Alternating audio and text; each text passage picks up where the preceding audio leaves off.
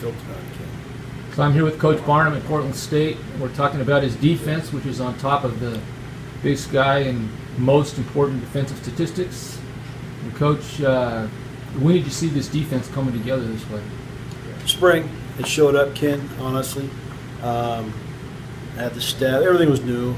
You know, the staff was new, the players, there were some position changes, minor things. But about halfway through spring football, some leadership started to come up on that side of the ball. Some buying into the new system, because they were treading, you know, they're kind of sticking their toe in the water.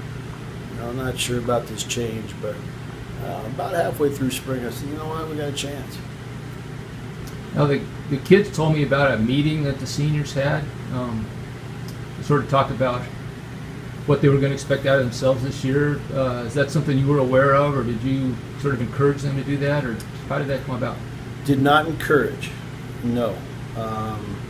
Empowered maybe before that with some things, but nothing major, enough to let them know maybe a path, a different path to get to their goals. Kind of Robert Frost, you know, road less traveled. But, and they took it, and a group jumped on it. Now you have some captains. Honestly, we have 5 captains on this football team. And if you looked at the group last year, you'd say, no way. Those guys are captains. But that was cool to see. The victory at Washington State, that's not only a team that plays a level up, but a team that's known for offense. What did that do for your defense? The confidence went nationwide that day. It wasn't just Stott Field or Big Sky. Doing what they did against that football team, numbers-wise, score-wise, scoreboard-wise. Because there were some long drives. I mean, Washington State drove the field on us. It wasn't like, you know, but they didn't score enough. And field goals, you're not going to win football games. And that's what they were kicking, and that's what kept us in it. So it helped them the day, obviously, because it turned into a win. But looking back on it, I think it kind of, that day, there were more foghorn leghorns than chicken hawks. You've got a new defensive coordinator, at least new here as a defensive coordinator. He was here as an assistant. How has he helped change the culture of your defense? He's the key. I mean, him and I talked before he was hired. We had history, Ken. And again, I talked to you a little bit about it. I knew where he played. I knew his background. I knew where he was from. So the trust was there. And then I knew he'd gone to Central Washington, up in Ellensburg. And that was his first defensive coordinator. I didn't want a guy who was his first year. So he kind of, you know, got it cut there. He made some mistakes his first year.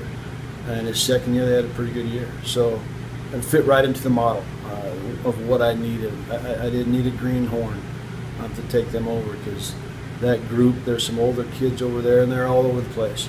So that part of him came in, and they're playing like him. I mean, he's a tough coach. He's a hard coach, but he loves the kids, and it shows on the football field.